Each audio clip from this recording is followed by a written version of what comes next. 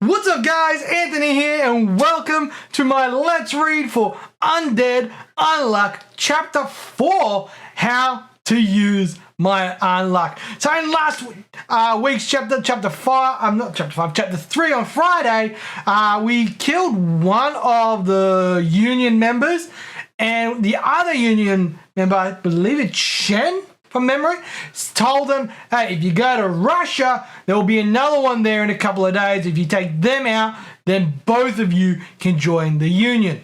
But without it, that's basically what they're going to do. So from memory, looks like they're heading to Russia. Let's get the glasses on. Let's get into the chapter. So the cover page, we've got number 4, how to use my unluck. We've got a picture of Andy with a lot of little things that he can do. We've got Fuuko, Zombies Memo.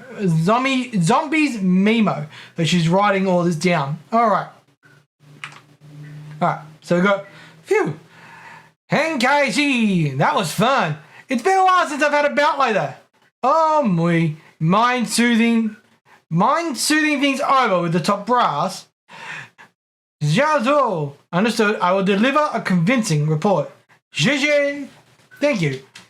I wore these gloves specifically for little Miss Unlucky, but she's such an amateur, hitting her would be overkill, okay? But if she learned some fighting skills to supplement that power, she'd be invincible! Master Shen, about the matter at Lake Baker. Huh? What of it? It's Miss Gina. She's currently in pursuit of Undead. Ah, you don't say. Well, those two have all sorts of tricks up their sleeves, so Shen's like, don't worry. So we've got Miss Gina. So this is another character. We don't know who she is just yet. We're probably going to find out. Okay. Yes, hello, Olive. I'm sure they'll get over. Okay, I'll throw that out. Just my little girl wants to play fetch while I'm recording. All right, I'm sure they'll get over this arm. So we've got like a swish, or it looks like we're on the boat. Well, what do you think of me yacht? And it was like a dream, right? This baby's souped up and we'll reach Vladivostok in no time. What the heck are you doing? Didn't you hear what that Shen guy said yesterday about us getting caught before we even get over there? Yeah, big whoop. Come on out and enjoy the ride. No, I'm scared. So we got Fuuko, she's like, ah. All right. We could be attacked at any moment.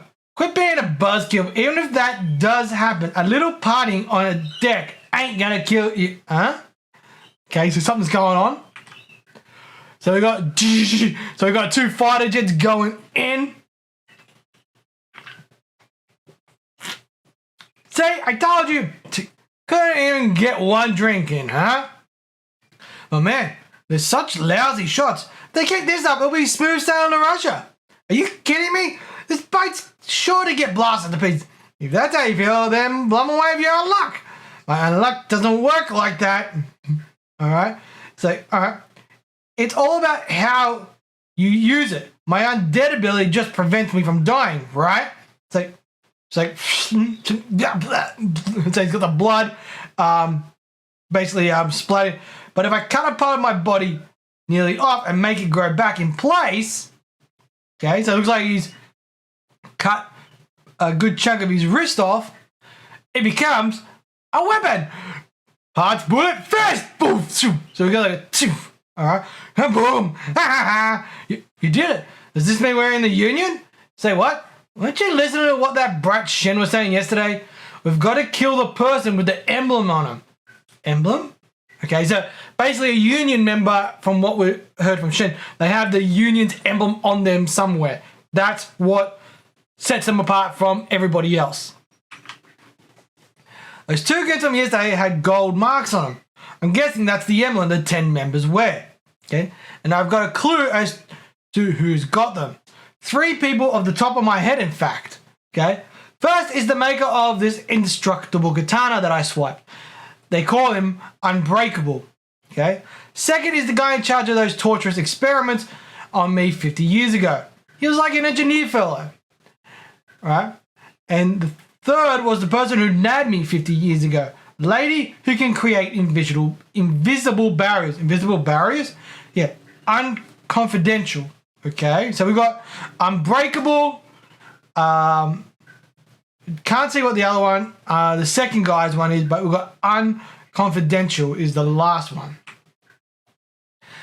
At the time, she used her invisible barriers to trap my head. I'm talking real sturdy walls. I was in a tight spot, literally. See, I may be undead, but I'm not unbeatable. It's going to be a bad matchup if we're up against that lady.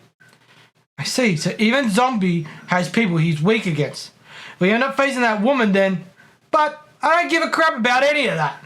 No matter who gets in our way, we're going to get ourselves to that lake and kill the mark. Nothing's going to keep us from our goal. Besides, we'll be able to make do with your unluck in a clutch. What? I told you that you can't rely on my luck. That makes it even better. Okay? Guess I'll have to take the time to get a feel for your rules before things get hairy. Feel? No, wait. You just want an excuse to be a perv. Sure I do. And I love Undead. He's like, duh, of course I do. Gee, thanks for being honest. I'm telling you now, do that and your likability won't change a bit.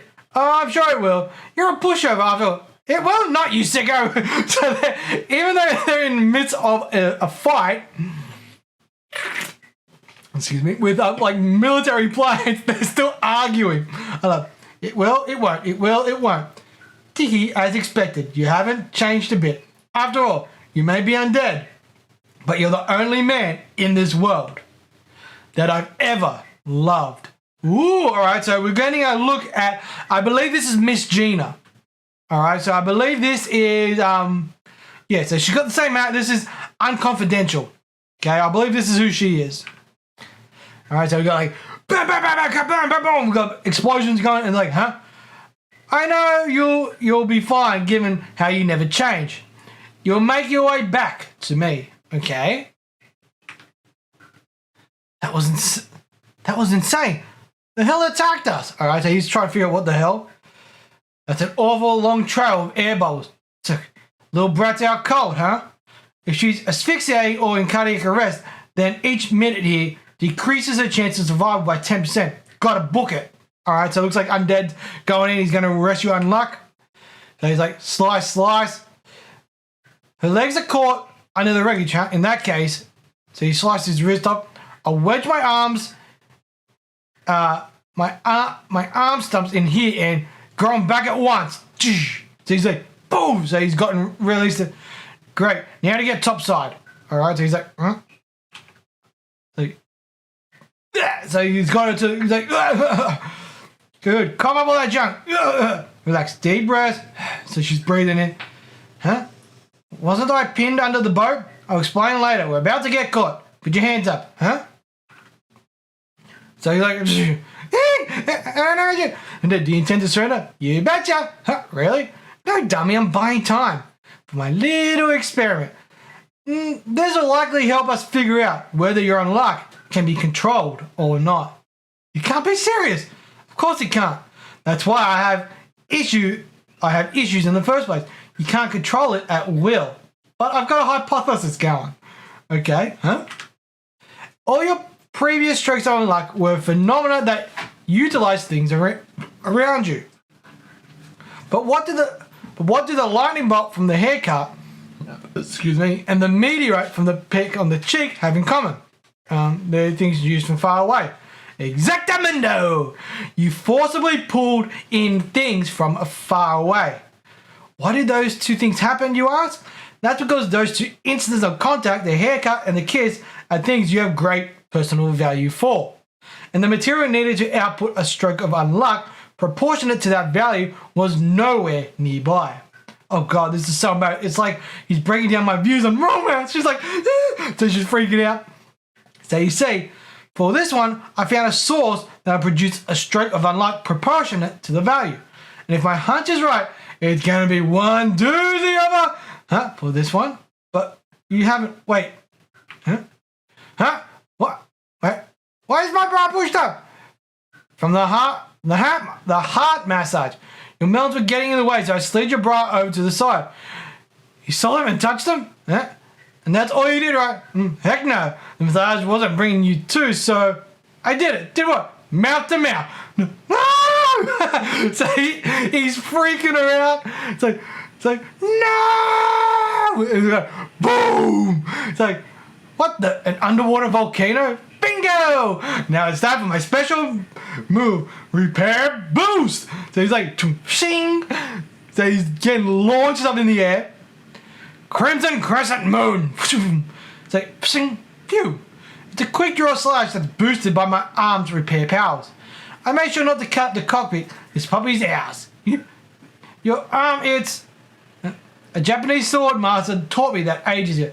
It's not like I have an actual sheath. Quit your nitpicking or we'll be here all day.